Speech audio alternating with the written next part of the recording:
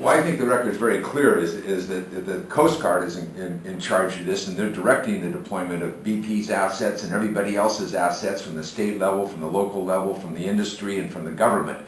And they're doing all they can. But understand this, as we learned in San Francisco Bay, the minute that oil hits the water, all you're doing is managing a failure. Ed had it right. You've got to go back to the beginning. You've got to look at the history of safety of these companies, and you've got to make very tough decisions about who's going to be allowed to and who's not going to be allowed to drill in the offshore oil if we're going to continue this policy.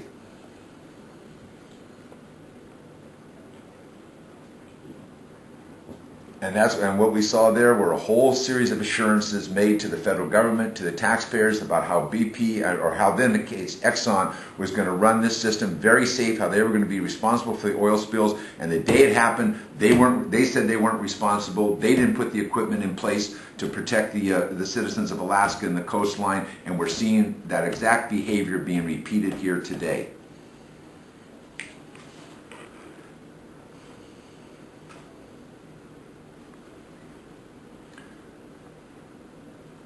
Well, our committee started the investigations into the Mineral Management Service several years ago during the Bush administration, where it became very clear that they turned their responsibilities over to the oil companies. The Secretary of the Interior, Salazar, is in the process of reversing that policy, putting in new ethics standards, banning people taking gifts from the oil companies, if you can imagine that they were doing that, and travel and all the rest of that. So we're in the process of turning this around. But this, unfortunately, this event shows us the price of the policy we paid when the administration decided they were just going to let the oil companies regulate themselves, because all they've ever done is broken their promises to the government, to law enforcement agencies, and to the American taxpayers.